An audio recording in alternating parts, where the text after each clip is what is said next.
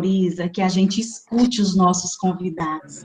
Então, a gente vai reduzir um pouco dessa apresentação dela, mas vocês podem pesquisar no Lattes, né?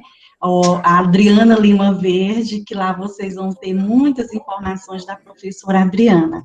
E nesse momento, a gente queria colocar que ela é professora da UFC, ela é líder do grupo de pesquisa LER, que é a Linguagem Escrita Revisitada. Ela é professora do programa de pós-graduação em Educação Brasileira da UFC, atuando na linha de pesquisa Linguagens e Práticas Educativas, orientando dissertações e teses nos eixos de estudo da linguagem, oralidade, leitura e escrita, escola e educação inclusiva. Inclusive, tem alguns alunos também da pós aqui no nosso encontro de hoje. E ela é pesquisadora na área de educação, atuando principalmente em alfabetização e letramento, aquisição e desenvolvimento da linguagem escrita, dificuldades de aprendizagem da leitura e da escrita, educação especial na perspectiva da educação inclusiva, práticas pedagógicas no contexto das diferenças, formação de professores no contexto da sala de aula inclusiva, aprendizagem da leitura e da escrita do aluno com deficiência intelectual, aprendizagem educacional especializado, uso de softwares na comunicação escrita de alunos com deficiência intelectual. Então, a gente vê aí que a professora Adriana é uma grande pesquisadora de referência aí para muitos, né, alunos. Então, professora, seja muito bem-vinda a esse grupo, né? E hoje nós temos como tema a importância da oralidade no processo de alfabetização. Então, antes de passar a fala para a professora Adriana, a gente queria informar para todos que a frequência vai ser enviado um link no chat, né, em onde essa frequência é para todos que estão participando desse encontro, certo? Alunos da FACED, os alunos do curso de extensão, a frequência é para todos, os membros do GEPA, tá certo?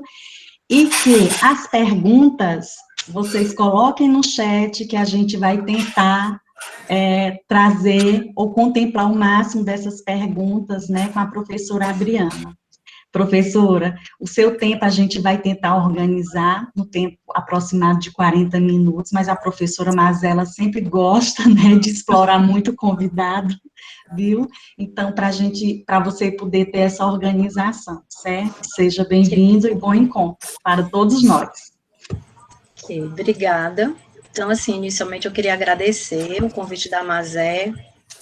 De fato, a gente está vivendo um período muito difícil para todos nós, não só professores da educação básica, mas do ensino superior, mas, assim, o que tem sido interessante para nós, professores da Faculdade de Educação, é a possibilidade de construir algo coletivo junto, e isso a gente tem feito, como a Mazés mencionou antes aí, quando a gente estava ainda inicialmente se apresentando, a gente constituiu um grupo no qual a gente tem discutido juntos questões bastante pertinentes à temática, seja da alfabetização, da dificuldade de aprendizagem, do ensino da língua portuguesa, pedagogia hospitalar, educação especial.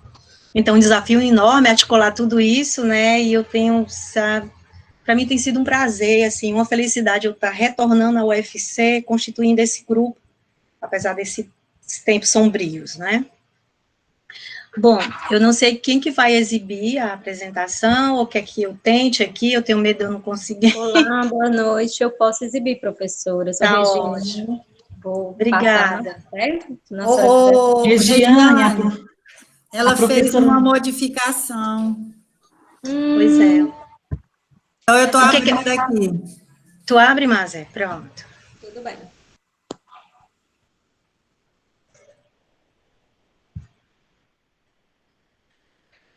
Então, assim, enquanto a Mazé está abrindo, tá, eu queria dizer do meu prazer estar aqui, e eu acho que a gente tem que adotar bastante o espírito do grupo, que é diálogos, né, reflexivos, e aí, nesse sentido, eu queria muito mais que a gente se portasse como um diálogo mesmo, embora, a princípio, aqui no início, o diálogo seja meio um monólogo, né, eu vou falar um pouco, da temática, provocar um pouco vocês, para em seguida a gente iniciar, de fato, um diálogo. E aí, mas tu põe no modo de apresentação, porque aí assim fica muito pequeno para as pessoas verem. Eu acho que vai lá em apresentação de slide, exibir. Sabe como que é? Eu não consigo mexer. Não, eu eu sei, Adriana. O problema aqui é que ainda está entrando gente, como fui eu que abri a sala, eu estou fazendo essa corrida. Então eu tenho que estar voltando o tempo todo para cá, porque eu não posso ficar só lá. Mas assim que der 7h30, aí eu vou e amplio mais, tá certo? Não, mas eu digo assim, tu não tem como botar no modo exibição? Pronto, ok. Então, assim, quando eu recebi o convite da Mazé, tá? A princípio eu pensei, nossa, como falar de uma temática como a oralidade num tempo tão curto, né? E então, assim, para mim é um desafio muito grande falar dessa temática num tempo tão curto, mas eu vou tentar condensar algumas ideias que eu penso que são ideias basilares para a gente pensar sobre a oralidade no processo de alfabetização. Antes de eu iniciar o primeiro slide, eu queria, assim, reforçar com vocês que a língua, não é, a oralidade, a gente sabe, né, na literatura, nos estudos, que ela na verdade, assim, o que a gente pode dizer em relação à oralidade? O que a gente sabe? Que a linguagem, ela tem relação, diz respeito a uma faculdade humana, né, ou seja, todos nós temos essa condição, né, nascemos com essa possibilidade, a não ser que tenhamos alguma deficiência ou alguma dificuldade, tá? Mas no nosso aparato biológico, todos nós nascemos potencialmente capazes de falar, né? Já quando a gente se refere à língua, né, a língua propriamente, o que a gente sabe? Que a aprendizagem de uma língua, ela é situada num contexto cultural, sócio-histórico e político, tá? Então, autores, a maioria dos autores vai defender o quê? Que nós não precisamos ser ensinados em relação à oralidade. A gente aprende a língua na imersão dessa língua, né? Daí porque, se nascemos com esse aparato, com essa possibilidade, então a imersão nesse contexto sociocultural possibilita a gente se apropriar de uma língua nativa, né, de uma língua materna, do ambiente em que a gente convive, tá? Então, vamos lá. Afinal, o que a gente sabe sobre a oralidade, tá? Se a oralidade diz respeito, né, à apropriação de uma língua, diz respeito a um contexto sócio-histórico, político, cultural, então a oralidade, ela é uma prática social, né? E por ser uma prática social, ela se apresenta para as crianças sobre variadas formas e também de acordo com a diversidade de gêneros textuais. Há um certo, eu diria assim, não seria preconceito propriamente, mas há preconceitos linguísticos, mas o que eu queria me referir agora não é a preconceito, tá? Mas há alguns mal entendidos em relação à oralidade. E um dos principais é de achar que quando eu me refiro à oralidade, eu estou, de fato, falando de eu diria, de uma expressão informal. Tá? E isso a gente sabe que é uma inverdade, né? Porque a oralidade, por ser uma prática social, ela vai desde as dimensões mais informais às mais formais, vai depender dos contextos de uso. Então, o que acontece com a escola? Muitas vezes, tá, a escola, ela não valoriza a oralidade, primeiro, porque ela pensa que a oralidade não é papel dela, né, ensinar a oralidade não é papel dela, e que se as crianças já sabem falar, para que ela vai ensinar a oralidade? E uma outra questão que a gente vê na escola é esse mal entendido de que, quando eu me refiro à oralidade, eu estou me referindo à informalidade. Tá? E por que isso é uma inverdade? Porque vai depender do contexto de uso. em que isso se dá, qual é a finalidade, em que contexto isso está se desenvolvendo. Daí é que eu posso dizer que se é informal ou se é formal. Bom, em seguida, a gente ainda está, né, questionando sobre o que a gente sabe sobre oralidade. Pode passar, Mazé. Não sei quem que está passando para mim. A gente ainda está questionando sobre oralidade. A gente sabe que, diferente da escrita, tá, na oralidade, a gente usa muitos recursos extralinguísticos, como, por exemplo, gestos, a própria expressão facial e corporal, por exemplo. Aqui, né, numa atividade como essa, é extremamente limitante para nós, professores. Eu imagino que vocês devem estar enfrentando muito isso, de ser uma interação quase que exclusiva com a tela, em que vocês não veem, de fato, as reais expressões faciais das crianças ou as expressões corporais, né? Então, a oralidade, ela permite a utilização desse tipo de recurso, como, por exemplo, também a entonação de voz, né?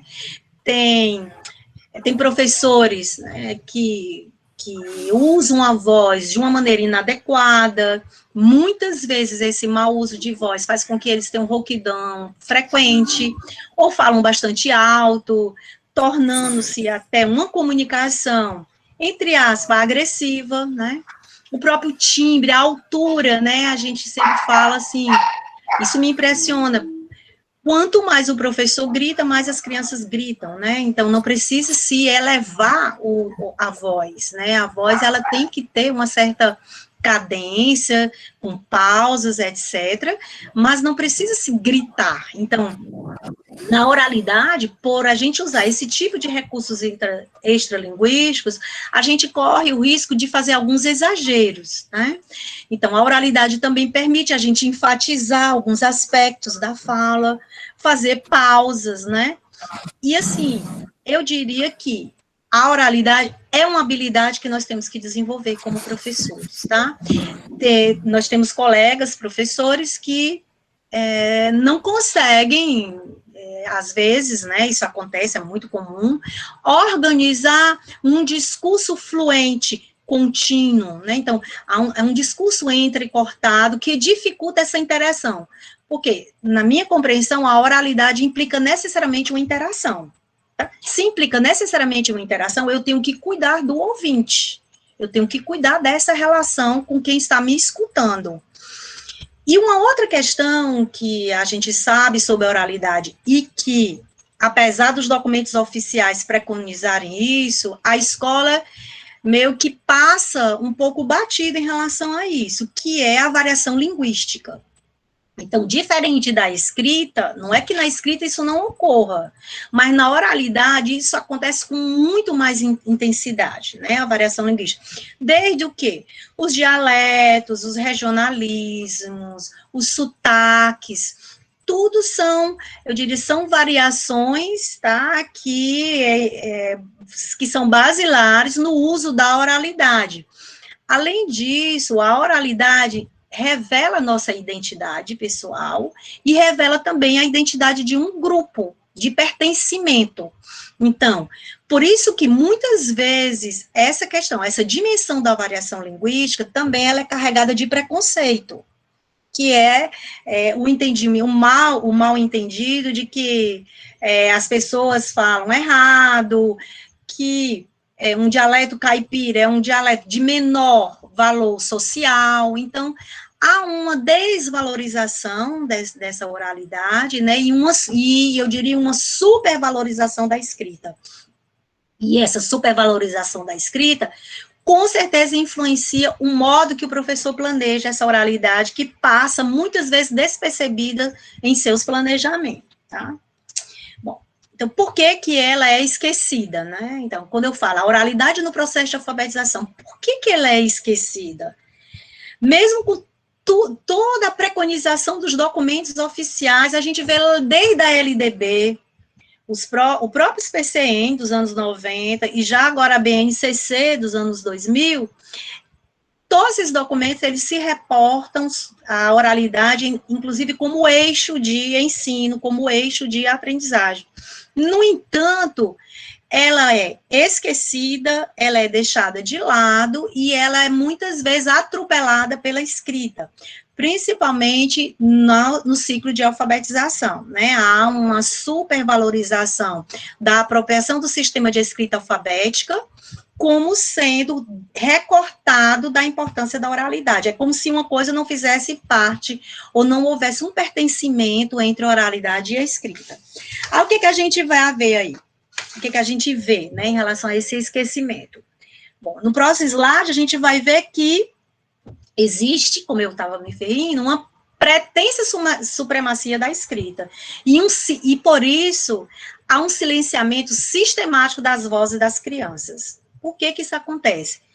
Algo que eu tenho observado, não só acompanhando estudantes em formação, como também orientando pesquisas, e também como professora que fui, com muito orgulho da Rede Pública de Fortaleza, uma coisa que eu percebia muito é que a proporção que as crianças vão avançando na sua escolarização, elas vão silenciando. Impressionante como elas vão silenciando. E esse silenciamento se deve a quê? Então, isso já é uma provocação que eu faço aqui a vocês que estão aqui comigo, para a gente dialogar depois sobre isso. Por que as crianças silenciam? Né? Quem cala a voz das crianças? Por que elas se calam? Por que elas têm vergonha de falar? Por que elas não se expressam? Por que não há lugar para elas desenvolver esse uso de sua fala, sua capacidade de ouvir e de escutar? E aí, assim, quando a gente fala de processo de alfabetização, é bastante delicado. Por que isso é delicado? Porque na fase de alfabetização, haja vista as avaliações externas, as exigências que são feitas aos professores, as cobranças intensas em relação a resultados, o que a gente vai perceber é que essas avaliações não cobram oralidade. Não existe avaliar a oralidade das crianças. Então, será que esse pretenso silenciamento, esse não enaltecer da oralidade tem relação com esse utilitarismo do ensino? Ou tem relação com a exigência de apresentar resultados em relação à escrita? Como é que os professores se veem? Como é que eles podem questionar isso? Como é que eles podem romper com isso diante dessas cobranças sobre a apropriação do sistema de escrita alfabética descolada da oralidade? Gente, uma coisa assim que, estudando linguagem, pode deixar aí, não tem problema não. Estudando sobre oralidade, o que eu percebo? Parece que as pessoas não se dão conta que a oralidade, ela diz respeito a uma aprendizagem de abstração, né? De simbolismo, de internalização. Se a escrita é um sistema de representação, por que a gente não alia essa compreensão desse sistema de escrita a essa compreensão da oralidade? No momento que eu falo a palavra bola, essa palavra, essa oralidade expressa, pronunciada, me reporta a um objeto que é representado internamente, né, por esse discurso interior. Então, no momento que ela escreve bola, por que ela pensa inicialmente que a bola tem relação com o objeto representado? Porque ela ainda não se deu conta dessas relações de unidades sonoras. No entanto, a oralidade, quem é professor há de concordar comigo, ela é fundamental no processo de compreensão do sistema de escrita alfabética, dos signos linguísticos. Senão, o porquê que a gente trabalha com rimas, com aliterações, por que a gente trabalha com gêneros como parlendas, trava-línguas, para chamar a atenção sobre a oralidade, né, para as crianças compreendam essas relações sonoras. Então, o silenciamento também, né, tem relação com essa representação social de que aluno bom é aluno calado. Né? Então, essa compreensão de que se os alunos estão calados, eles estão aprendendo. Né? Então, se os alunos estão quietos, é sinal que eles são obedientes. Então, essa compreensão que eu me reporto até, né, ao entendimento freiriano, né? O entendimento de uma educação bancária, aquele que silencia para eu depositar o que eu sei, para eu dizer o que é que ele tem que aprender. Então, é muito comum os professores dizerem assim, hoje vocês ficaram ótimos, porque vocês ficaram calados, quietos, né? Então, esse silenciamento, às vezes, até o que acontece muitas vezes? Esse silenciamento, ele pode não ser explícito, né? Mas ele está implícito no comportamento, na reação da professora quando o aluno fala muito, quando o aluno fala demais, quando o aluno interrompe muito a professora. Então, esse consenso na escola, ele contribui para esse silenciamento.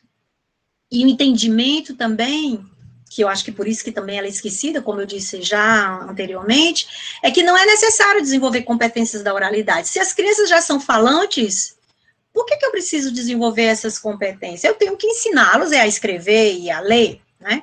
Porque essas competências já fazem parte do seu arcabouço, né? Do que ele traz, dos conhecimentos que eles já chegam, que eles chegam na escola. Então, esse entendimento de que a oralidade não é ensinada é um entendimento que vai interferir no planejamento da ação pedagógica. Porque daí o professor, numa visão, muitas vezes, utilitarista, ele vai investir fortemente na apropriação do sistema de escrita alfabética e fragmentar a oralidade, como se a oralidade não fizesse parte dessa construção simbólica, dessa construção semiótica, que é o saber ler, que é o saber escrever.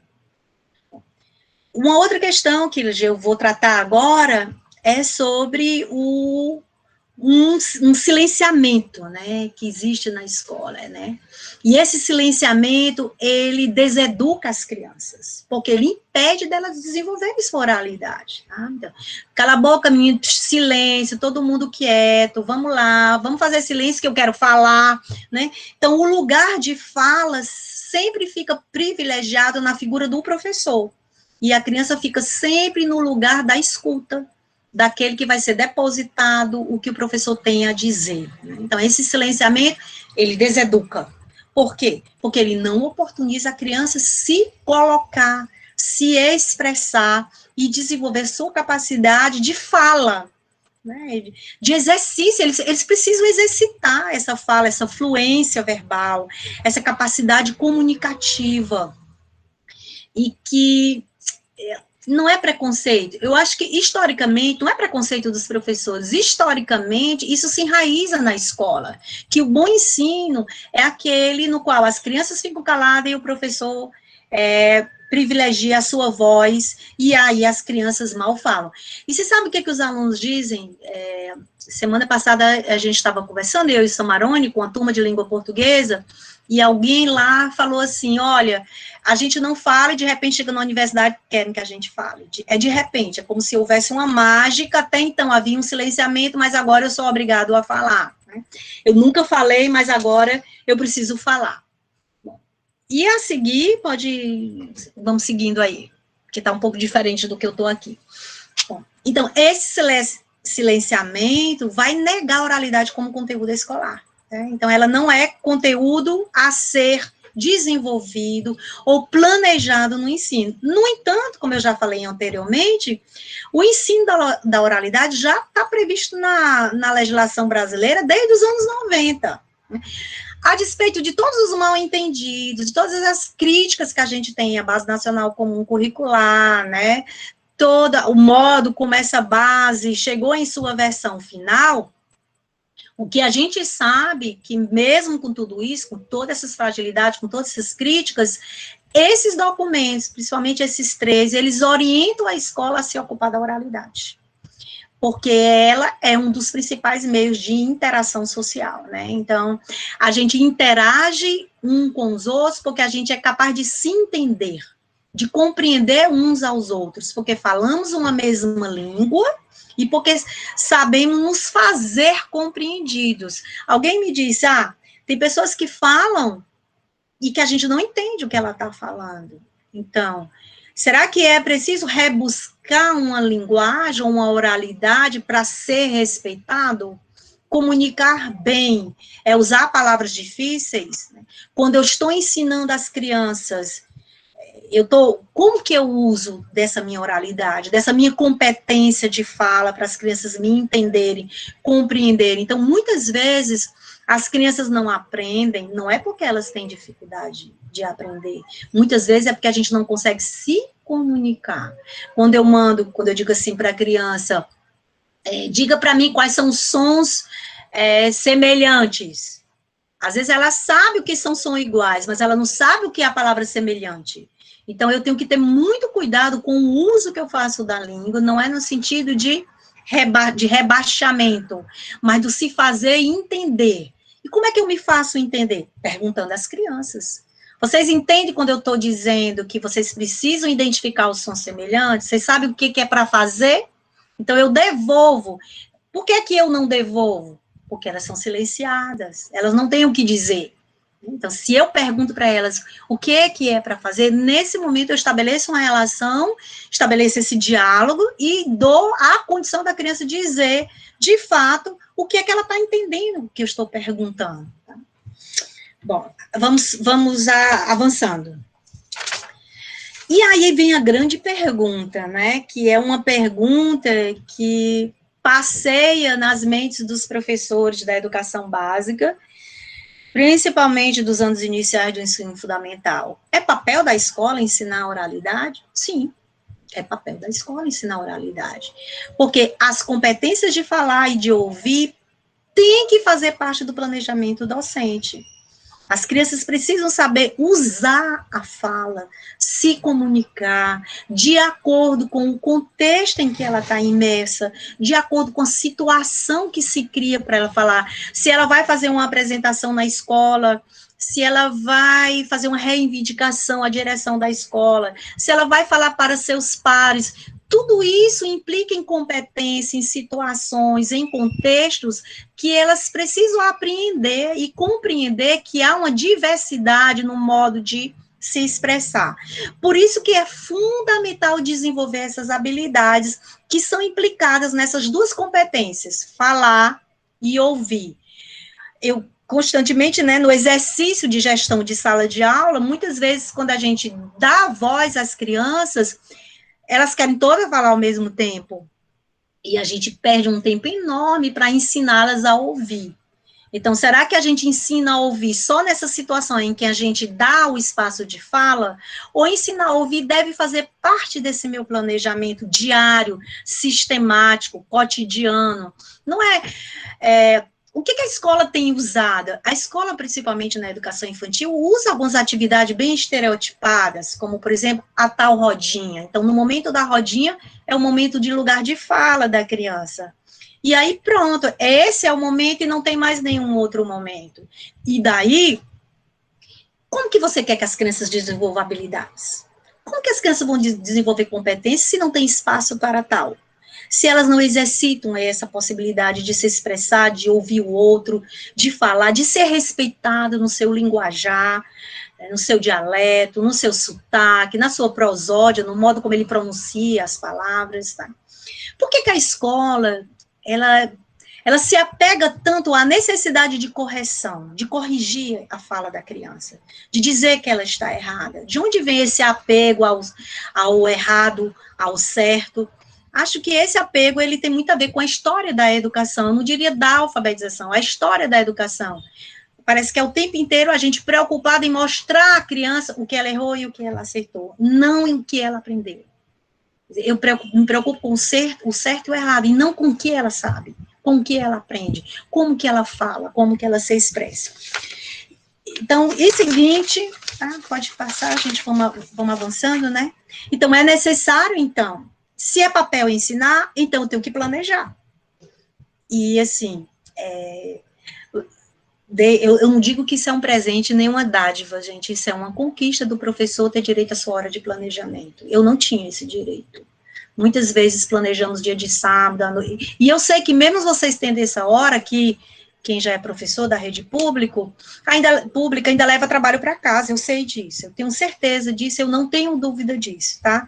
Mas a conquista da hora do planejamento, ela é importante não só para você colocar no papel as atividades, mas para discutir com seus pares sobre isso, para tirar dúvidas, para trocar saberes, trocar atividades, entender como é que a turma do primeiro ano da minha colega está funcionando em relação a isso e a minha. Então, o planejamento, ele é importantíssimo como um encontro, que é isso que nós estamos tendo agora, nessa pandemia, né, nós 6 professores da Faculdade de Educação. É um encontro, planejamento, para mim, é um encontro, né, um encontro de professores. E nesse planejamento, eu tenho que garantir atividade sistemática, gente. E aí eu fico pensando assim, em vocês que já estão na rede pública, tá? Como que vocês garantem essa sistematicidade da fala se isso não aparece nos livros? Né? Nos livros aparece o quê? Aqui e acolá uma atividade ali, estereotipada, transforma o que o Cebolinha fala errado na língua correta, transforma o que... É o Zé Bento, aquele que fala como matuto, como que é? Agora deu um branco aqui em mim, né? Que fala, entre aspas, como matuto, entre aspas, que fala errado com o português de menor valoração. Então, a escola trabalha com esse tipo de estereótipos e de preconceitos, tá? E que, às vezes, aparece aqui e acolá no livro tirinhas, aparece ali uma parlenda, uma trava-língua, então, ali está garantida a oralidade. Não está garantido. Ali está garantido o assistemático. Né? Não há uma permanência, uma constância, uma progressividade. Tá? Então, a criança precisa de atividades sistemáticas de fala, ela precisa falar, ouvir o colega, ouvir a professora, ouvir seus colegas de grupo, eles precisam protagonizar, discutir, dá uma tarefa para eles e deixa eles discutirem, deixa eles verem como que eles vão resolver isso. Isso foi uma preocupação nossa agora no nosso planejamento. Gente, os estudantes precisam protagonizar, eles precisam criar, se escutarem, né? E, nesse sentido, eles precisam, nessa situação dialógica, de escutar e falar, refletir sobre a língua. No momento que, na minha sala, eu tenho pessoas do interior, eu tenho pessoas, somente as pessoas do Cariri, né, que já usam uma certa prosódia diferente da nossa, ou de outras regiões brasileiras. Tá? Nossa, por que ela fala ti, di, e eu não falo?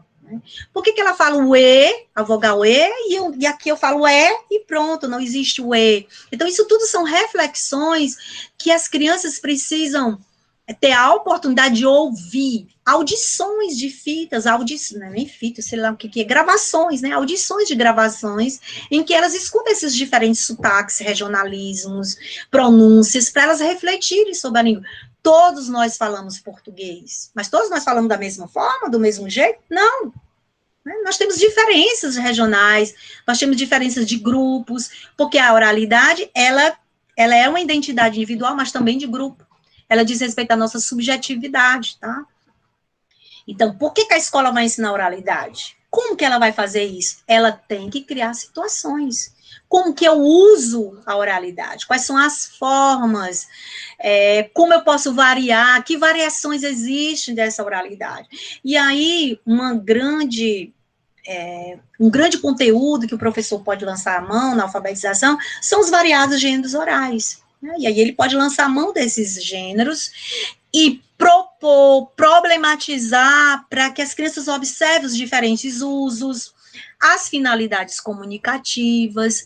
Não é hoje eu vou falar sobre parlenda, amanhã trava-língua, depois da manhã uma canção, depois da manhã uma poesia, pronto, trabalhei a oralidade. É uma sistemática, eu preciso desenvolver um certo fluxo contínuo para que as crianças se apropriem desses diferentes usos, dessas finalidades comunicativas, desses variados gêneros orais. Tá? É preciso garantir sistematicidade, aliando a apropriação do sistema de escrita alfabética. Não é agora é oralidade, agora é escrita. Eu posso articular os dois, e devo articular os dois, tá?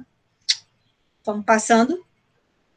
Então, tem um texto que recentemente a gente discutiu com os estudantes de língua portuguesa, esse texto de um livro, né, de Carvalho e Ferraz, de 2018, que ele vai problematizar um pouco sobre essa relação da língua oral, tá? O que cabe à escola desenvolver? Aí a gente retoma. Cabe à escola oferecer uma variedade de textos orais, dos mais diferentes gêneros, tá? Não é trabalhar hoje um dia uma coisa, amanhã outra, depois da manhã outra, e não estabelecer relação, diferenciação, tanto em relação ao estilo, à composição, à finalidade, chamar a atenção das crianças. Gente, eu diria em síntese que é preciso ensinar. Nós temos que ensinar, né? Então, essa compreensão de que as crianças sozinhas vão refletir e vão, um belo dia, construir conhecimentos, eu penso que, de fato, ensino, ele exige necessariamente a mediação, e a mediação do professor e de seus pares, no caso, as crianças, entre elas, ela é fundamental. Então, é preciso que eu desenvolva esses variados gêneros e oportunize essas crianças mediarem entre elas e você também questionar. As próprias crianças construírem conhecimentos sobre... Vamos supor que um dia anterior você trabalhou uma parlenda e no outro dia você vai trabalhar uma canção. E daí como é que a gente aprende? Estabelecendo relações de semelhanças e diferença, abstraindo características individuais desses dois tipos de gêneros. E daí, a partir desse momento que elas problematizam, que elas comparam, que elas estabelecem diferenças e semelhanças, elas constroem conhecimento. É preciso acreditar no protagonismo das crianças, é preciso acreditar no protagonismo dos outros, dos aprendizes, sejam eles adultos na universidade, jovens nos anos finais de ensino fundamental e ensino médio, crianças na educação infantil, nos anos iniciais de ensino fundamental, e jovens adultos, senhores, na educação superior. É preciso acreditar nisso. Por que o professor quer ter controle de tudo? De onde vem isso? Essa necessidade de controlar o tempo inteiro e não deixar as crianças protagonizarem. Mas o protagonismo, ele nasce da provocação, da problematização. Esse gênero aqui, em que ele se assemelha com aquele outro que nós trabalhamos ontem? Que diferenças vocês percebem? Que semelhança vocês percebem? Então, é preciso haver essa mediação, mas é preciso haver espaço de construção, né? Então, é preciso oferecer trânsito livre pelos textos orais. Dá de bandeja isso. Leva para a sala, apresenta esses textos. Pede para eles pesquisarem também. Para eles irem atrás, verem que textos orais existem, que gêneros são esses que existem. Eles precisam falar sobre eles, ouvir sobre eles, ver seus conteúdos, entender como eles se compõem. Quais são os recursos que se usa, né? Como, por exemplo, as rimas, né? Que finalidades sociais, né? Cada um deles tem. Para que serve? Para que serve a poesia? Para que serve a canção? Para que serve o teatro? Para que serve um seminário? Gente, a ideia de seminário, ela é tão deturpada que às vezes eu fico sem ação, principalmente nos espaços da educação superior. Então, para que serve o seminário? O que é o seminário? Seminário oral é fragmentação de conteúdo por partes? Ou seminário oral é a compreensão do todo de um conteúdo em que todos vão debater um mesmo conteúdo? Então, é preciso desenvolver na escola, analisando, refletindo, reconhecendo esses diferentes gêneros, suas funções sociais, para que eu seja capaz de me adaptar a eles quando necessário. É diferente, como eu já havia falado, de eu falar com autoridade e falar com o meu colega. Então, são contextos diferentes, são audiências, são interações diferentes. As crianças precisam aprender essa reciprocidade da interlocução com o outro, com quem eu estou falando. Não é aquele entendimento do brasileiro, olha com quem fala. Não, é no sentido delas entenderem o contexto e o interlocutor, para que aprendam a respeitar a situação de uso, fazer uso bem da oralidade com respeito. Nossa, eu já falei tanto, mas vamos lá, estou só vendo aqui a hora. Bom, as competências da oralidade. E daí, o que eu preciso desenvolver na minha sala de aula com as crianças? A capacidade de usar, em diversos contextos, essas diferentes linguagens. propor, né, oportunizar que elas se expressem, que elas compartilhem suas experiências, seus sentimentos. Eu imagino como está sendo agora para vocês, tá trabalhando nesse contexto de pandemia, e em que medida está havendo espaço para elas expressarem seus sentimentos. Muito sofrimento, tem muitas famílias sofrendo, as crianças sofrendo, vendo o vizinho morrendo, vendo o pai, a mãe e o avô adoecendo, não podendo ver as pessoas, não podendo se despedir das pessoas que partiram. Então, elas precisam falar sobre isso, expressar esse sentimento. As crianças precisam expressar raiva, medo, angústia, felicidade, tristeza, alegria. Então, isso precisa estar, eu diria, dentro da sala de aula. E agora, mais do que nunca, o sentimento, ele deve se sobrepor nessa expressão oral. Quer dizer, quantos de vocês iniciam as aulas por intermédio dessas ferramentas que eu fico, ainda não tenho tanta competência de usá-las, né, e fico assim, nossa, eu não estou vendo as pessoas, eu não estou interagindo como eu gostaria. Então, como que vocês estão interagindo oralmente dessa forma, sem ter essa reciprocidade imediata, mesmo que esteja todo mundo ali junto com vocês? Vocês têm dado a oportunidade das crianças falarem dos sentimentos delas, do que elas estão sofrendo, do que elas estão vivendo? Vamos adiante. As crianças precisam saber, é o anterior. Isso. Elas precisam defender seus pontos de vista. Gente, isso está tão importante no país que estamos vivendo, não é? A gente ter a condição de defender o que a gente pensa e respeitar as ideias contrárias. O consenso, nem sempre ele é possível. E por que ele precisa ser possível? Por que nós não podemos dialogar com o contraditório, com as ideias contrárias à nossa? Isso faz parte da nossa aprendizagem. Eu preciso exercitar a minha capacidade argumentativa, até para eu mesmo me convencer do que eu estou falando, do que eu estou dizendo, tá? Quando eu sou confrontada sobre o que eu penso, sobre o meu ponto de vista, ali tem uma oportunidade de não só eu respeitar quem pensa diferente de mim, mas de eu aprender com os argumentos de quem pensa diferente de mim. Isso faz parte de um processo de maturidade, que não é fácil, eu concordo, não é fácil a gente se deparar com uma contradição, mas é isso que faz com que nós aprendamos, que nós nos desenvolvemos, a gente se desenvolve nesse contraditório, nessas ideias contrárias, e as crianças precisam aprender isso. Às vezes eu já tive diálogos com alguns estudantes que ficam extremamente surpresos quando, entre nós, professores, há uma divergência de ideias. É como se divergir fosse sinônimo de ser inimigo. Divergir significa pensar diferente. E pensar diferente não significa que um está com a verdade e o outro não está com a verdade. Significa que eu tenho que ter a capacidade de dialogar com esses diferentes pontos de vista e respeitar. E saber defender os meus pontos de vista. É preciso, nessa competência, conhecer e respeitar as tradições orais e seus gêneros, né? Então, a gente sabe, ainda existe sociedades agráficas, né? Sociedades que não usam a escrita como uma tecnologia de comunicação, usam essencialmente a oralidade, né? Então, a gente ainda tem muitas pessoas que não usam a escrita para se comunicar, usam essencialmente a oralidade, e que preconceito nós temos em relação a isso? Então, a gente acha que quem não escreve é menos inteligente? Quem usa a oralidade para se comunicar e interagir é porque não é capaz de aprender a escrever? Então, isso são todos preconceitos que inundam a nossa mente, né, e muitas vezes fazem com que a gente ensine preconceito linguístico. As crianças não são preconceituosas, elas aprendem a ser com a gente, conosco. Nós é que ensinamos.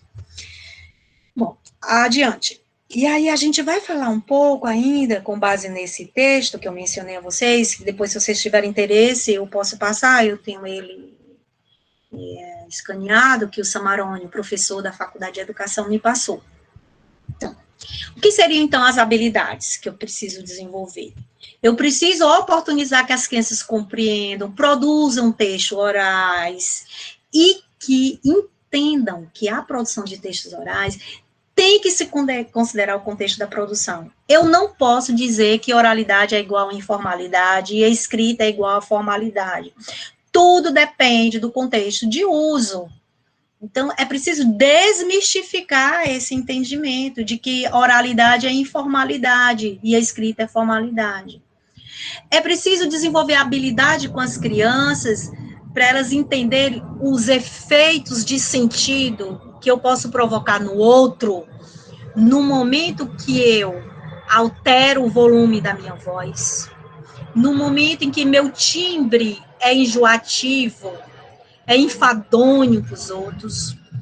É preciso provocar isso, analisar como que eu estou, como está repercutindo a intensidade da minha voz, o ritmo, se eu falo muito rápido, se eu falo muito devagar. Eu preciso que as crianças entendam isso para elas desenvolverem essas habilidades. E nós, professores, nós não temos uma disciplina que nos ensina isso, né? Nos ensina a usar bem o volume da voz, o timbre. Acho até que deveria ter, né?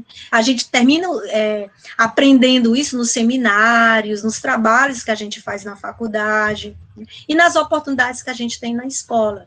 Assim como os efeitos sonoros, né? Isso tudo, todos esses efeitos, eles precisam ser desenvolvidos para que as crianças apreendam essas habilidades da oralidade. Outra habilidade, que aí é papel também da escola, é essa relação entre fala e escrita, porque há articulações em diferentes gêneros e práticas de linguagem, né? Eu falo, o jornalista, ele fala um texto escrito no noticiário. O teatro, ele fala um texto escrito de uma peça. Então, como que eu interpreto o que está escrito e vou transferir isso para a oralidade? Eu estou usando aqui a escrita e exercitando aqui junto com vocês a minha oralidade a partir de um slide escrito. Como que eu uso aqui o que está escrito para me comunicar com vocês sem estar lendo de uma maneira enfadonha e reproduzindo o que está escrito. Então, essa capacidade de articular a escrita e a oralidade, além de estar na dimensão da capacidade de comunicação, também está na dimensão de domínio de conteúdo, de conhecimento. Então, as crianças precisam pesquisar, conhecer sobre o que elas vão falar. Por isso que os seminários não podem ser fragmentados. Eu tenho um grupo de 6 estudantes, aí pego o texto, eu divido em 6 partes, e cada um fala a sua parte, e todos saem felizes para sempre, ou infelizes para sempre, porque ninguém aprendeu todo, cada um aprendeu a sua parte, e foi capaz de dizer a sua parte. Isso não é seminário, isso não é exercício da fala, isso não é expressão de conhecimento. Bom, avançando. O texto que vocês leram, né, pelo menos o grupo aí do projeto da Mazé, eu pedi para ela me passar o que vocês haviam lido, estudado, né, e um dos textos foi esse texto da Thelma Leal, com quem eu tive um diálogo muito interessante lá, não só quando ela veio fazer a licença capacitação aqui conosco na UFC, mas na oportunidade de alguns encontros que eu tive com ela na UFPE. Então, a Thelma é uma grande pesquisadora na área da alfabetização. E nesse texto, que também está disponível em PDF, que quem não tiver depois, vê como que a gente pode compartilhar, ela elenca as 4 dimensões da linguagem oral, né? E nessas dimensões, ela vai orientar sobre cada uma delas para que o professor as utilize e trabalhe com as crianças. Então, eu já estou caminhando para trazer mais toda essa reflexão para a dimensão do espaço físico da sala de aula. Então, é preciso valorizar os textos de tradição oral, é preciso ter atividade de oralização do texto escrito, é preciso ter atividades que estimulem, que promovam a variação linguística, a relação entre fala e escrita. É preciso que as crianças compreendam e produzam gêneros orais. E aí ela vai falar sobre cada um deles, que aí eu vou de uma maneira resumida compartilhar com vocês o que é que ela fala, e depois eu aconselho que deem uma lida lá e aprofundem sobre isso, que ela traz, assim, eu digo, possibilidades bastante interessantes. Então, vamos lá, no próximo slide, de uma maneira resumida, ela fala que é preciso que a gente mostre às crianças a importância da linguagem oral. E, nesse sentido, o que é que ela está valorizando aí? A expressão da cultura do país e da própria comunidade. É impressionante como o nosso país é um país em que a cultura ela é tão esquecida, né? E a cultura oral, então, que é a menina feia, a menina desvalorizada, ela vai ficando de lado, ela vai sendo abandonada. E a cultura da própria comunidade, né? A comunidade da criança, onde ela vive, o seu locus, o seu bairro, a sua rua, né? Que culturas orais existem ali, que tradições, que textos orais existem ali, e que precisam ser levados para a escola, precisam ser mostrados na escola, né? Bom, e, em seguida, ela vai falar sobre a oralização do texto escrito. Nessa oralização, aí a gente vê, assim, na própria BNCC, os PCNs, eles vão falar dos eixos, né, de trabalho no ciclo de alfabetização, e tá lá uns eixos separados. No entanto, esses eixos, eles são separados em termos didáticos, estudos para nós professores, mas no trabalho em sala de aula, eles se tocam, eles se interrelacionam, não tem como separar. Então, quando eu estou falando de oralização do texto escrito, eu estou falando de influência leitora, né? Eu estou falando na habilidade de se comunicar oralmente. Não sei, eu lembro que a minha irmã, quando era pequena, ela recitava poesias, tinha aulas sobre isso, né, para fazer recitais. Representa teatro, gente, o teatro, nossa, o teatro ele tem uma importância muito, muito grande para essa compreensão da oralização do texto escrito, né, interpretar, brincar de ser jornalista, de ler uma notícia de TV, de rádio, né? Ali está escrito como é que eu falo aquela notícia, porque se eu falo, hoje Fortaleza, ou seja, eu não imprimo intensidade, eu não imprimo vigor na minha comunicação, então a criança precisa entender. Meu pai, que é jornalista, ele sempre dizia que, inicialmente, na televisão, não se podia ter reações de sentimentos ou de comportamentos quando se dava uma notícia no rádio ou na TV. Hoje em dia, os jornalistas passeiam, eles andam, eles se emocionam, eles interpretam o que estão falando. Então, muda-se, né? A cultura vai mudando. Então, a cultura da mídia também vai mudando. E a criança precisa exercitar essas culturas orais de textos escritos. Bom, e em seguida, a outra dimensão que a Thelma fala é da variação linguística. Então, o que é importante, então, para as crianças compreenderem a variação linguística? É preciso que elas tenham a oportunidade de refletir sobre a fala, suas variações. Por que ele fala dessa forma? Por que o nordestino arrasta? Por que o carioca chia? Qual é a diferença? Por que existe essa variedade? Falamos português, mas usamos expressões diferentes, pronunciamos algumas sílabas tônicas, né? A tonicidade, a prosódia, a pronúncia que fazemos de algumas palavras se diferenciam. Então, como que eu vou fazer com que as crianças entendam a importância dessa variação linguística? Vivenciar situações para elas superarem esse preconceito, né? Ouvirem falas diversas, dialetos, sotaques, regionalismo. Você vê que a televisão, sempre que ela quer retratar um sotaque, principalmente nordestino, isso já melhorou, né, já foi pior, mas há um certo exagero, né, de estereotipias que às vezes nos incomoda, né, como usuários desse lugar, desse regionalismo. Bom, e por fim, ela vai falar sobre... ainda tem variação, né? Ainda sobre variação, ela vai dizer que a gente deve propor para as crianças atividades para elas perceberem a semelhança entre alguns gêneros orais e escritos. E aí, gente, eu achei isso formidável. Existe o conto oral e existe o conto escrito, né? Existe instrução de jogos escritos e existe instrução de jogos orais, como no meu tempo não era macaca, aquele que a gente vai pulando. Eu não me lembro como era o nome, mas eu não chamava de macaca. Hoje parece que há uma influência, e a gente tem falado amarelinha, isso, o Franzé está falando, né? Deu para eu entender pelo lábio dele. Então, tem instruções orais de vários jogos, né? E que as crianças dizem, poxa, tem uma instrução oral e tem uma instrução escrita, tem um conto oral e tem um conto escrito, ou seja, a despeito dessa relação entre fala e escrita, tá? Há semelhanças entre gêneros orais e escrito que as crianças precisam...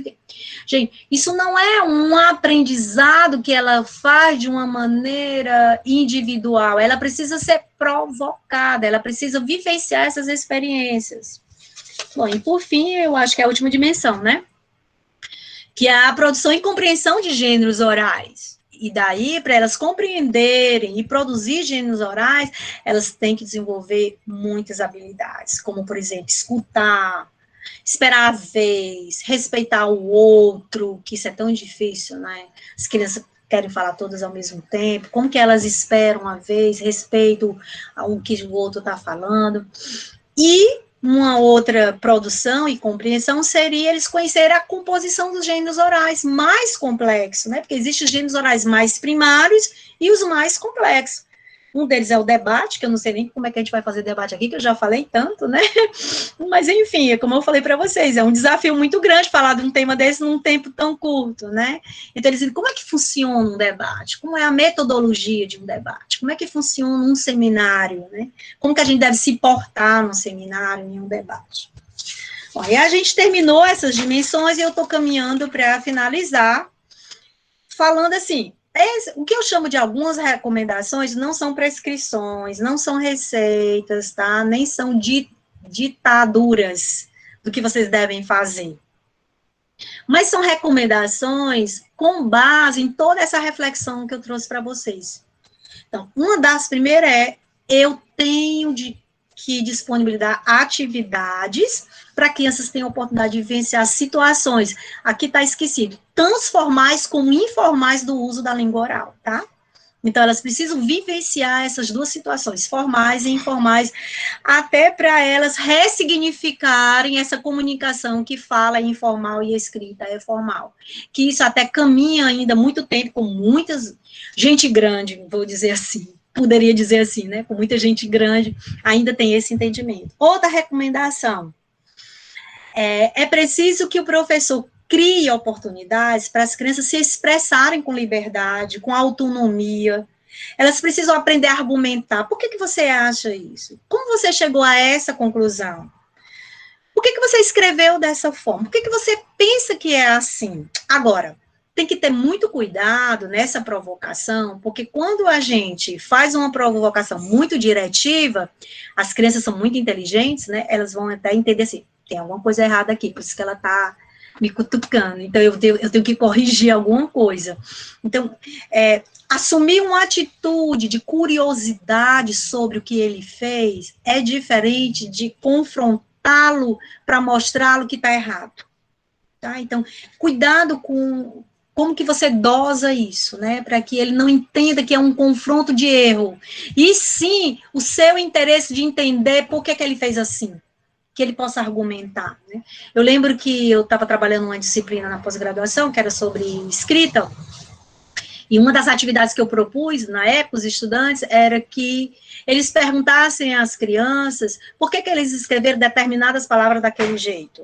E eles filmaram isso, levaram para a sala, a gente discutiu, e foi bem interessante que tinha uma determinada palavra, que eu não me lembro mais lá, e que a professora filmou e perguntou, vamos supor que seja, por exemplo, cachorro. Aí ela perguntava, mas por que você escreveu cachorro com X? Aí a criança olhou para a professora, porque sim. Então, o porquê sim, ali, né, finalizou qualquer possibilidade de diálogo, né, não tem argumentação, porque sim.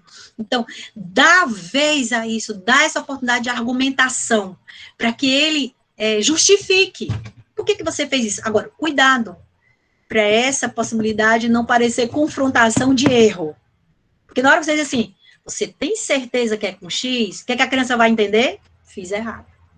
Que é diferente. Como foi que você escreveu cachorro? Me mostre. Você usou essa letra. Por que você escolheu essa letra? Enfim, São várias situações aqui que eu não vou artificializar, mas, assim, chamando a atenção de todos sobre o cuidado, tá? Então, argumentar e aguardar a vez. Outra recomendação. É fundamental, tem que botar modo de exibir, né? É fundamental, isso eu já falei, né, muito sobre isso, realizar atividades sistemáticas de fala, escuta e reflexão. Não é uma vez hoje, daqui 20 dias de novo. Não, é preciso ter um planejamento sistemático, falar, escutar e refletir sobre a língua, tá?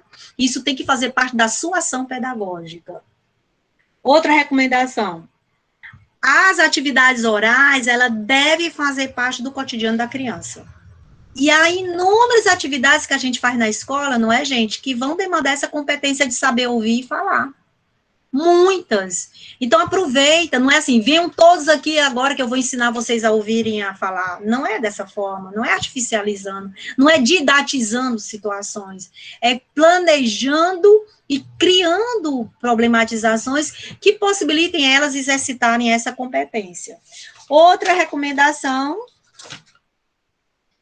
as atividades orais. É importante que vocês organizem gêneros textuais, né, e dentre esses gêneros, inúmeros gêneros textuais, orais, a gente destacou alguns, os ditos populares, os agradecimentos orais, o ditado, o provérbio, adivinhas, charadas, canção, bordão, bate-papo, debate, depoimento, piada, recado, teatro, dentre muitos outros.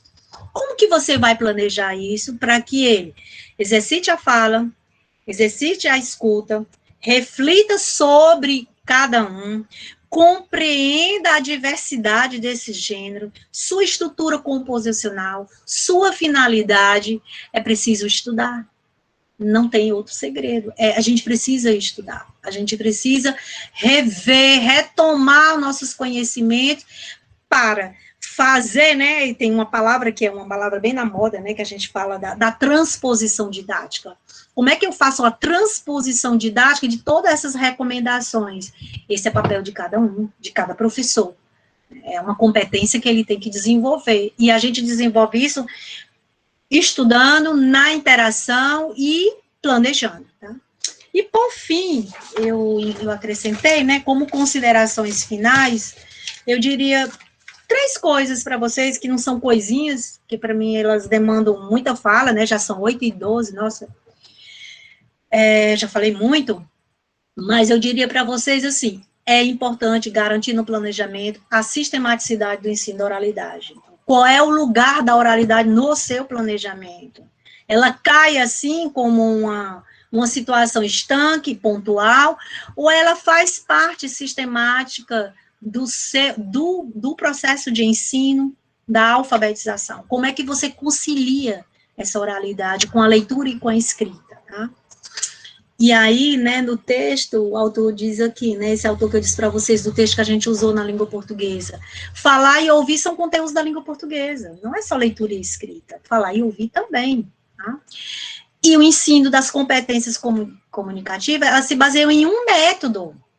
É preciso ter método, é preciso ter continuidade e progressividade. A complexidade dos gêneros orais é um contínuo, é um desenvolvimento que eu vou propondo às crianças e elas vão se apropriando, porque há gêneros orais bastante complexos, né, e que elas, seminários, debates, são gêneros orais complexos, mas que as crianças podem e devem exercitar e ter essa oportunidade. Gente, sinto muito, falei muito, né? Mas era isso, eu acho que é um tema instigante, tinha muito mais outras questões para discutir com vocês, na dimensão mesmo de teóricos, psicogenéticos, mas, enfim, o tempo não dá, e eu espero que eu tenha trazido algumas provocações aí para vocês. Eu estou vendo que tem 78 mensagens no chat, eu não sei o que é que tem, que eu não estou vendo.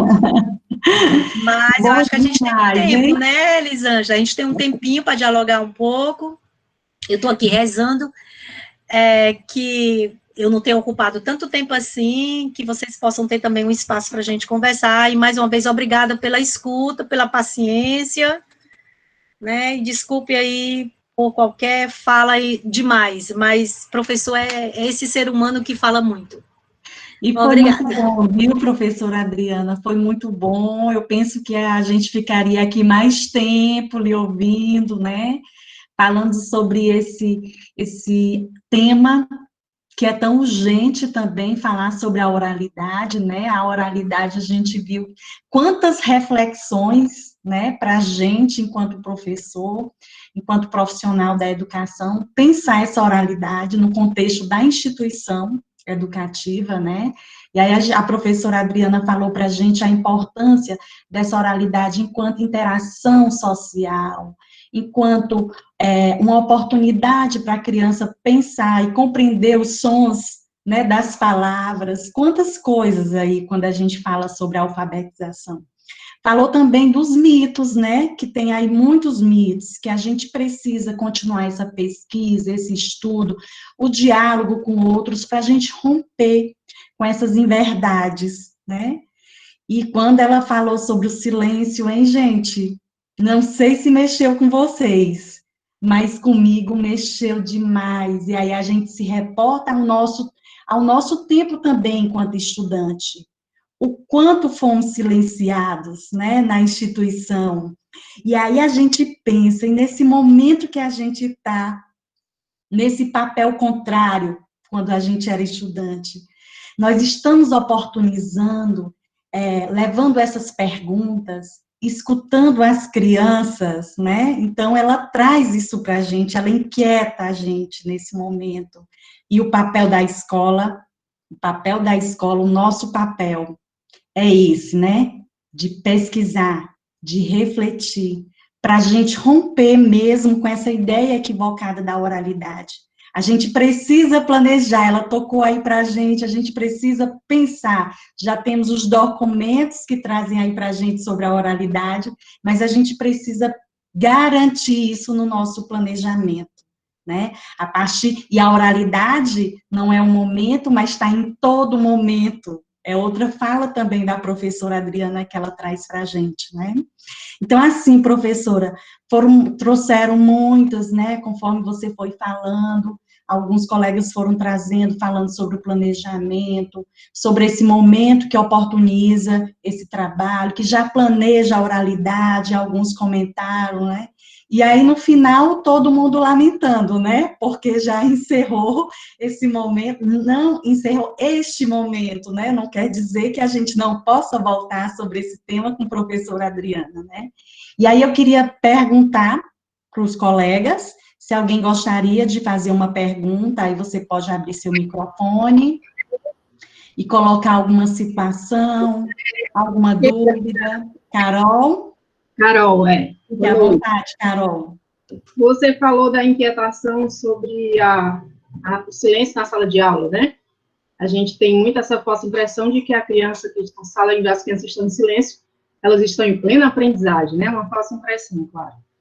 Mas me inquietou muito mais a falsa impressão, essa é a expressão que eu estou usando agora, da educação infantil, porque ela colocou a prática da oralidade da educação infantil parece que só se dá na rodinha, né?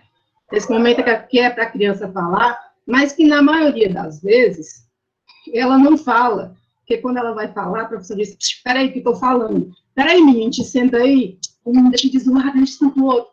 Mas realmente a gente acaba não ouvindo, não permitindo que elas falem, que se expressem, e isso me tocou, me chamou muito mais atenção até do que mesmo no ensino fundamental, quando a gente tem essa falsa impressão de que é no silêncio que elas aprendem, é no silêncio que elas se concentram, é no silêncio que elas conseguem entender o que a gente está querendo ou propondo para aquela aula. Muito obrigada pelas palavras, Adriana. Você hoje vou sair daqui mexida, inquieta, porque eu trabalho com a educação infantil há bastante tempo, mas a gente parece que tem hora que a gente abre os olhos para algumas coisas que a gente via na prática dos outros, que hoje eu sou coordenadora, mas que você vê muito na prática do outro, mas não percebe as entrelinhas. Percebe a intenção, mas não percebe as entrelinhas. Carol, tem uma coisa que você falou sobre o exemplo, né, que eu dei da rodinha.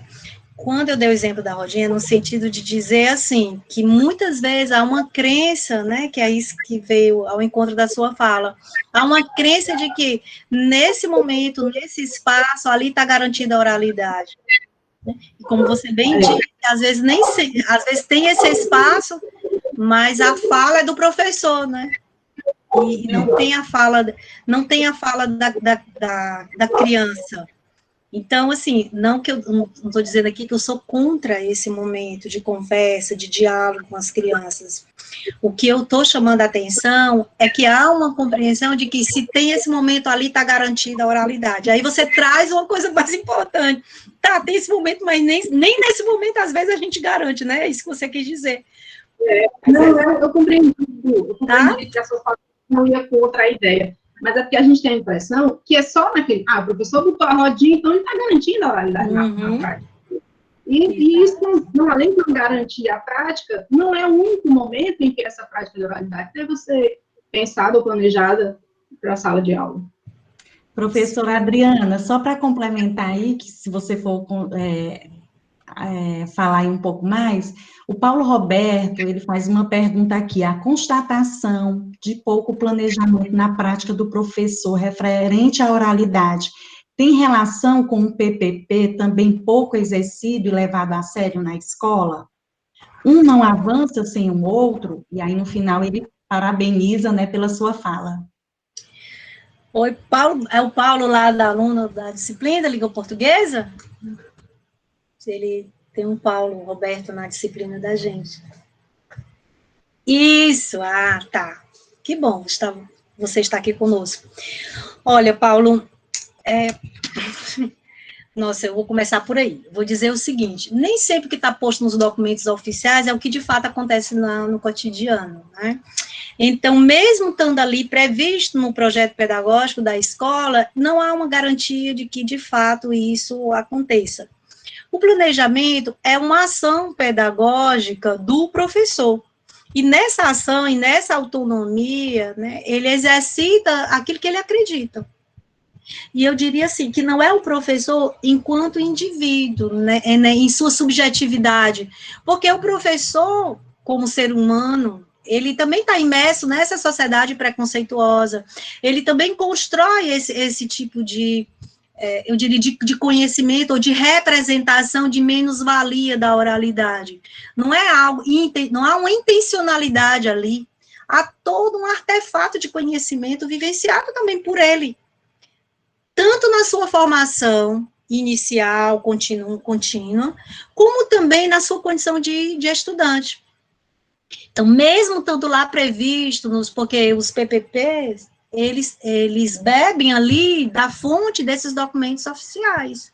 Pode estar dito lá, né, a gente brinca, né, aquela velha expressão para inglês ver, né, pode estar dito lá muita coisa, como nos próprios planejamentos, quando, às vezes, o professor, ele planeja algo, está ali escrito, mas o planejamento, ele também não é uma forca, ele também não é um aprisionamento. O inusitado acontece na sala de aula o tempo inteiro, e o inusitado, e o imprevisível, não significa o aleatório, significa que tem vida. Sala de aula tem vida, então o inusitado, a criação, ela acontece o tempo inteiro. Então eu posso planejar determinadas situações para vivenciar com as crianças, e elas não acontecerem nada disso. Muita coisa que eu ia falar para vocês hoje eu não falei, né, e falei outras coisas que eu nem pensei. Então, isso é o inevitável, é o que vem também na mente da gente. Mas, Paulo, reforçando a tua pergunta, nenhum documento oficial, seja ele nacional, municipal, estadual, de rede privada, de conselho, etc., etc., ele é precondizador ou vai garantir, de fato, que a oralidade esteja presente, tá? Porque se isso fosse verdade, ela estaria, né? Porque ele está lá preconizado. Mas é as avaliações externas, eu estou cutucando vocês. As avaliações externas são cobradas? Se cobra a oralidade, a avaliação externa? Ah, não, né? Então, para que eu vou fazer isso? Isso não vai incidir sobre o resultado. Então, nós temos ainda uma escola utilitarista. Isso vai cair no Enem? Não, então não ensino. Então, esse utilitarismo faz com que a gente não abarque, né, essa curiosidade epistemológica pelo conhecimento. Utilitarismo da escola. Por isso que eu sou fã do protagonismo. Eu sou fã que o aluno busque, que ele tenha autonomia. Desde pequenininho. Você quer que a criança vá brincar no parque? Não entregue o balde azul, ofereça 3, 4 ou todos e peça para ela escolher. Ele tem que ter escolhas desde sempre, desde pequeno. A professora vai entregar, não, eu quero esse, não, eu quero esse, eu quero o verde. Mas o verde eu já entreguei para fulano. Daí já se estabelece um conflito que poderia se iniciar de uma outra forma, argumentando. Qual que você quer? Eu quero o azul, mas aí só tem um azul e a outra também quer o azul. Olha, seu colega também quer azul. Então, como é que a gente vai chegar num acordo aí? Então, nesse momento, você cria uma situação de argumentação, de conflito. Mas não, a gente quer o tempo inteiro determinar o que o outro vai fazer. É impressionante. Controle, né? Necessidade de controle. Os textos também podem ser escolhidos, né, professora Adriana? Eu posso não gostar de poema e me identificar mais com quadrinhos, né? Isso. E a Milene, ela traz outra questão também para me inquietar. Ela diz assim, gostaria de saber a opinião da professora sobre o espaço da oralidade na BNCC, bem como a indicação das habilidades neste documento, acerca dessa habilidade que precisamos explorar, vivenciar na escola. E aí ela pergunta, você concorda, discorda, amplia? Olha, a BNCC, tá, na sua versão final, ela traz, né, uma série de problemas, né, que eu já mencionei aqui, não vai dar tempo eu aprofundar sobre isso, mas o que é que eu diria para vocês? Como é o nome dela? Como é o nome? Oi? Milene. Milene, quase o nome da minha neta, que é Milena. Milene, o que eu poderia dizer a você é que esses documentos, eles trazem uma anunciação já em relação à oralidade, tá? Eu não falaria em avanço, mas eu falaria numa anunciação, né, em que ele já menciona a oralidade como um eixo de trabalho, né, menciona habilidades, menciona competências, né, dentro daquela visão de competências e habilidades, que também tem uma série de questionamentos que a gente faz em relação a isso, mas o que eu poderia lhe dizer, assim, para não me alongar muito, tá, é que em sua versão final, ele traz esse eixo de oralidade, tá? E que cabe cada um de nós, professor, a escola e os próprios projetos pedagógicos, ampliar essa visão, né? E encontrar uma forma sistemática de trabalho dessa oralidade, tá?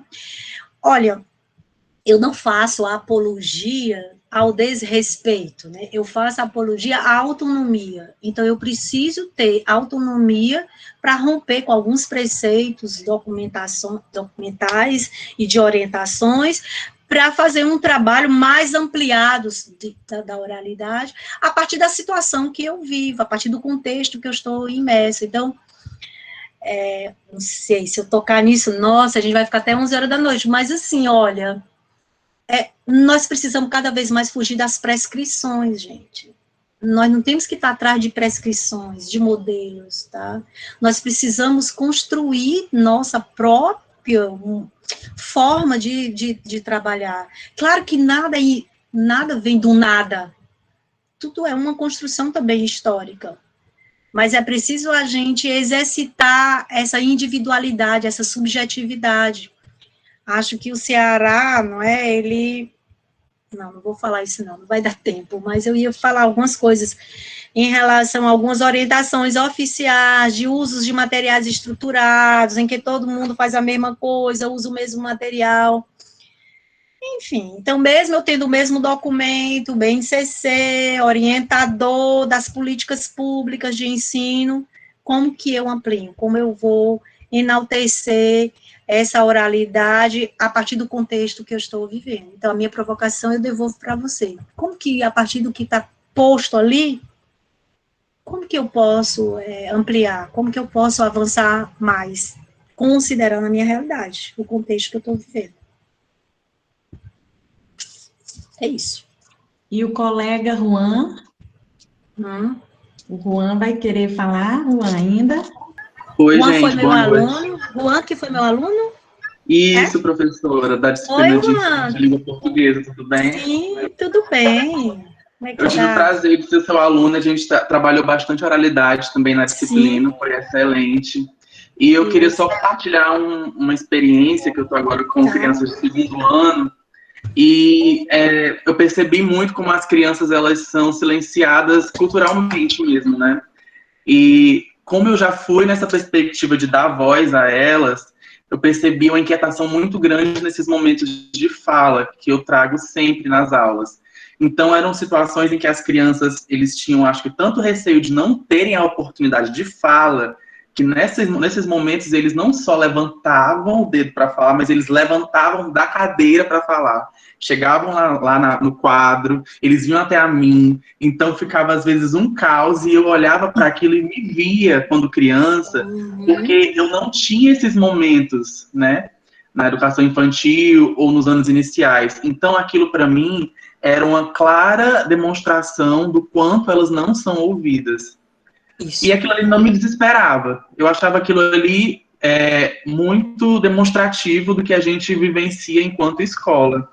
E aí eu comecei a trabalhar com eles, essa questão, eu não parei de forma alguma, pelo contrário, eu intensifiquei esses momentos de oralidade, em que eles podiam se expressar, em que a gente fazia relação dos gêneros orais com a oralidade, dos gêneros escritos, quer dizer, com oralidade, e aí isso foi ajudando de uma forma que, além deles se apropriarem melhor, né, da utilidade social do que a gente via, eles começaram a se respeitar muito mais. Então, teve um momento que eu não precisei mais, ou precisei muito menos intervir, porque elas mesmas já ficavam fazendo isso por si só. Olha, agora o coleguinha tá falando, vamos ouvir primeiro ele. E isso era tão bacana, e não foi uma coisa muito demorada, pelo menos isso na minha experiência. Claro que cada turma é uma. Mas em questão de um mês e meio, as crianças estavam completamente diferentes nesse sentido, porque elas não tinham mais esse receio. Elas sabiam que teriam o espaço delas garantido. Elas tinham essa segurança comigo e sabiam que ali era um espaço que elas iriam falar, que eu não ia falar sozinho. Então, isso para mim foi muito gratificante, porque eu percebi que elas teriam essa oportunidade que eu, por muitos anos, não tive, e eu vi que essa questão de trabalhar a oralidade, além de ser muito importante para que elas entendam a função social dos gêneros orais e escritos, também fazem com que elas mudem o comportamento e se respeitem mais, tenham mais empatia, escutem mais o outro. Então, trabalhar a oralidade é também trabalhar a escuta ao mesmo tempo. Aí eu queria compartilhar com vocês que isso se torna um desafio quando a gente fala com crianças, né, do ciclo de alfabetização, mas que é muito gratificante. Que legal, excelente, parabéns, é isso mesmo. Fala e escuta são conteúdos da língua portuguesa. E o que foi que tu fez? Tu provocou neles um espaço de fala que talvez eles não tinham vivenciado com tanta autonomia e liberdade. Então, todos queriam falar ao mesmo tempo. No momento que eles compreenderam que haveria um espaço para todos, exercitaram isso com maestria. E é isso, as crianças, se eu não aprendi a fazer esse uso, alguém que me oportuniza pode ter entre aspas, um aparente caos, né, entre aspas, porque eu não sei lidar com esse espaço que me foi dado, que não é para ser dado, né? Ele é meu, não precisa ninguém me dar esse espaço. Exato, ele é meu. Exatamente. E é isso, eu acho que é começar, né, Juan? É começar. Sim. Alguém tem que começar. Alguém tem que começar. Que nós façamos isso. Isso, exato. Mais alguém? Professora Mônica. Adriana. Oi? Você quer falar? Eu queria só fazer uma observação também, né, Adriana? Sim. Muito interessante, que eu acho que o que a gente tem notado, que eu tenho notado nas falas, não só nas lives, né? As lives é porque a gente está assistindo muito, né? Graças a Deus. Mas, sobretudo, nos últimos... Eu sempre fui muito preocupada com a falta de autonomia do professor, porque eu também fui professora, né? Eu acho que é muito legal quando a gente... Fui professora da educação básica, e quando a gente, um dia, esteve nesse lugar, a gente nunca esquece.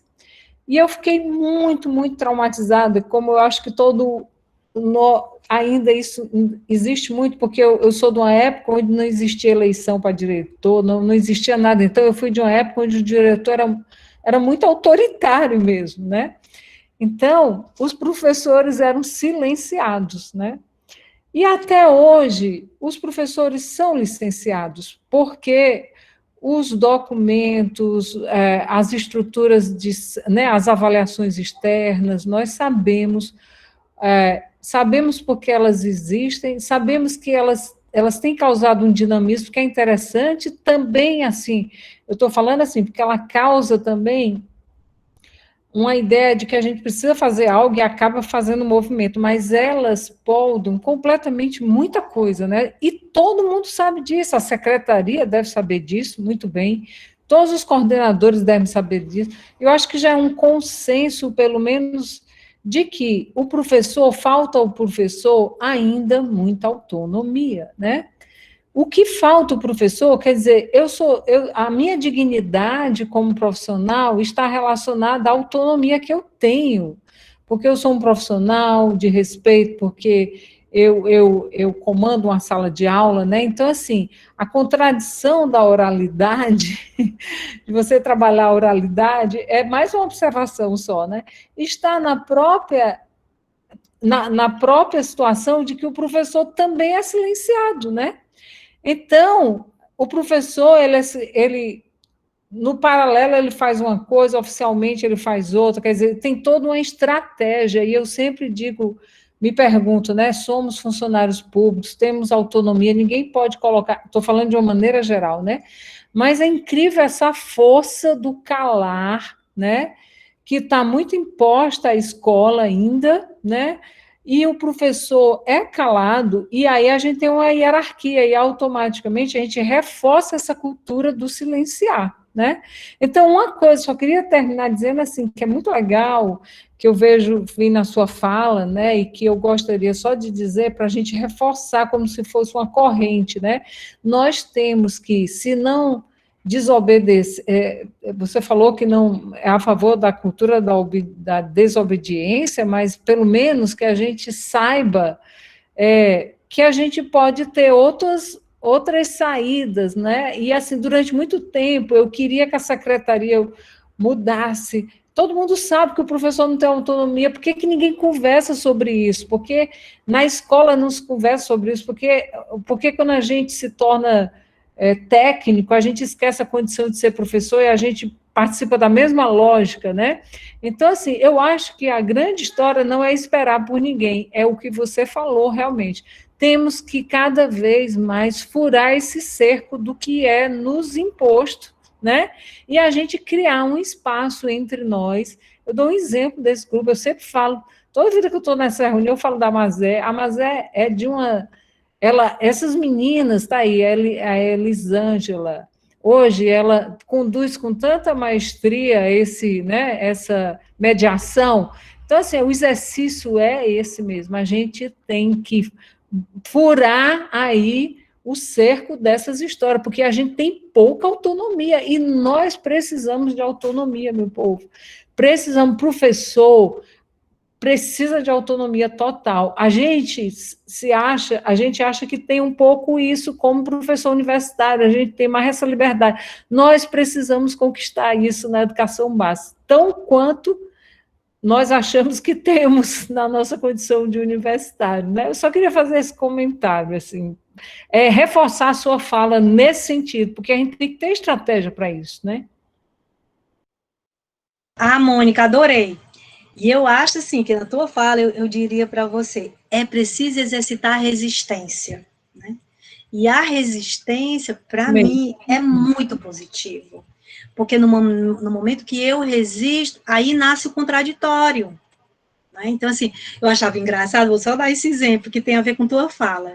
Quando eu fui professora há muito tempo, depois fui para a regional, fui para a secretaria, enfim. Fui mudando os lugares, né, de atuação.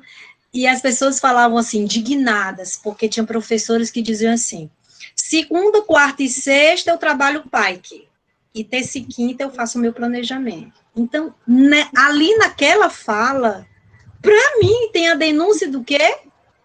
Eu sou autônoma 2 dias. 3 dias eu faço o que me mandam fazer, né? Então, assim, o professor, gente, ele tem toda a condição da resistência, do confronto, né? E a gente está vivendo muito isso agora na UFC. Quando a gente se juntou, nós 6, né, mas a gente se juntou dizendo assim, entre nós 6, né, os 6 professores, eu, Mazé, Robéria, Claudiana, Samarone e Geórgia. A gente se juntou assim, olha, não vamos fazer ensino remoto, vamos trabalhar de um outro jeito, vamos articular nossos conhecimentos, vamos promover atividades. Aí foram várias reuniões, né, para a gente pensar de maneira autônoma, respeitando o direito do nosso aluno de aprender, né, de estudar, e tentando, foi muito desafiante, articular entre nós. Aí criamos cursos, módulos, cafés, debates e rodas de conversas com as turmas. Então, é isso que a Mônica diz. Aparentemente, o professor universitário pensa ter essa autonomia, tá? Mesmo com todas as orientações que nós temos, né, do curso de pedagogia, das licenciaturas, etc., mas nós temos que fazer essa, como que eu falo, essa resistência com muita responsabilidade e garantindo o direito do aluno de aprender. Ele pode aprender de uma outra maneira. Por que ele só tem que aprender dirigido por mim, controlado por mim? Eu estou vendo tanta coisa linda nas turmas que nós estamos, a Mazé está vendo isso também, os alunos protagonizando, criando perfis no Instagram, canais no YouTube, sabe? Então, é isso. Eu acredito na rapaziada. Deixa a rapaziada fazer, né? E vamos estar lá junto, articulando, ampliando o conhecimento deles. Vocês, professores, podem muito bem trabalhar com a resistência, com o confronto e com essa autonomia. Vocês têm um saber de cotidiano, um saber muito legítimo, tá? Exercitem isso, exercitem a autonomia. E não só oi, Leandra, você quer falar? Só colocar mais algo importantíssimo. A professora Mônica quer falar ainda? Quer concluir, professora? Não, eu só queria dizer que a gente, bem rapidinho, que a gente não pode esquecer que, contraditoriamente, nós somos ainda uma sociedade muito autoritária, né? E aí, é muito impressionante isso. A gente fala muito né, a gente fala muito politicamente correto, mas a gente tem uma atitude ainda muito autoritária, né? Um ranço autoritário. Então, reforçar esse discurso da autonomia no professor, eu acho a coisa mais essencial do mundo hoje. Só isso que eu queria dizer. Obrigada, viu? Obrigada, Adriana. Valeu, Ana. É bacana quando a gente escuta a professora Adriana falar, ela dizer, Mazé, nós pegamos um grupo da universidade, né? E aí a gente tem alguns autores que falam sobre esse trabalho colaborativo. E como algumas vezes na educação básica, nós somos solitários na hora desse planejamento. E a importância desse trabalho colaborativo para sermos resistência, para fortalecer um movimento dentro da escola. E eu acho que o trabalho mais difícil ainda é esse, é fazer esse trabalho colaborativo lá no pezinho, lá na educação básica. Logo quando eu entrei, só para pincelar um pouquinho, logo quando eu entrei na prefeitura, nós tínhamos uma diretora que ela era muito democrática, então, assim, ela procurou organizar os nossos planejamentos, que foi bem no comecinho, quando a gente estava lidando com o direito ao planejamento. Ela colocou de forma colaborativa, ela colocou professores no mesmo segmento, primeiro e segundo ano. Então, assim, quando nós, professores do terceiro ano, recebíamos algum aluno do segundo, nós já conhecíamos um pouquinho o histórico, porque nós já participávamos de um planejamento com as professoras do ano anterior. E isso era muito bacana, conhecer a realidade desses alunos. Então, eu acho que, assim, o diretor, a escola como um todo, tem um papel fundamental para propiciar, de certa forma, essa autonomia. Eu acho que o caminho, de repente, é esse trabalho colaborativo que a senhora mesmo mencionou aí, na hora de fazer esse movimento dentro da FACED. Deixa eu ver teu nome. A Leandra. A Leandra. Olha, eu acho que jamais nós vamos retomar semestre. Nós não somos os mesmos. Nós nunca mais seremos o mesmo depois disso tudo, tá? E depois que a gente se juntou, eu diria, se juntou literalmente, eu nunca mais vou ser a mesma professora da FACED. Nunca mais.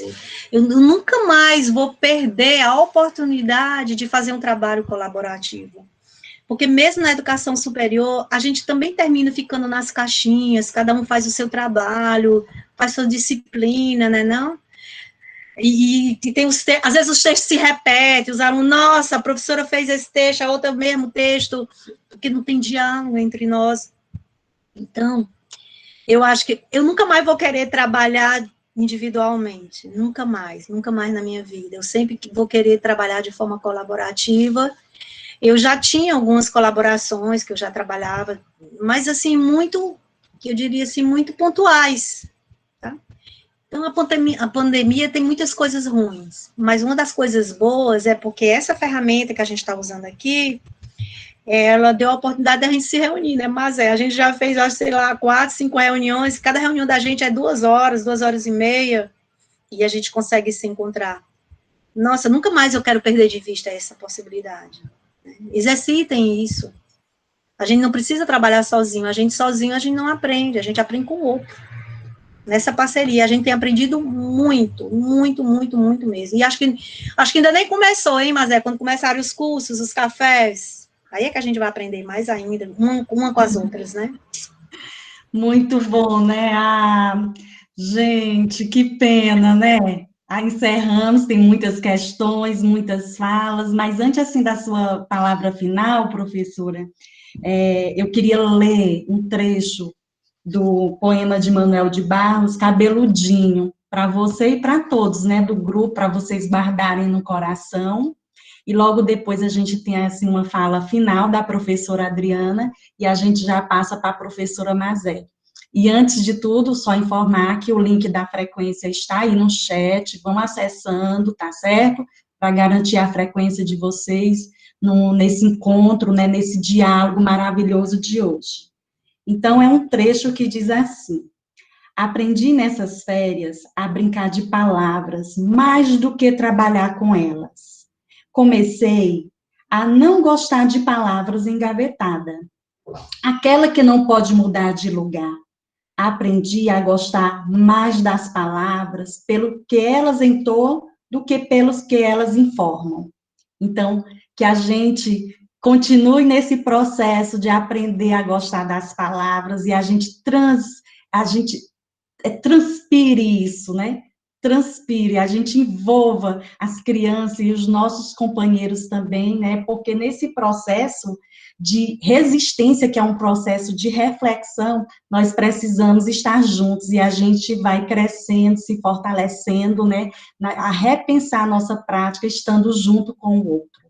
Professora Adriana, aí o seu momento de fala final para o grupo, e depois professora Mazé.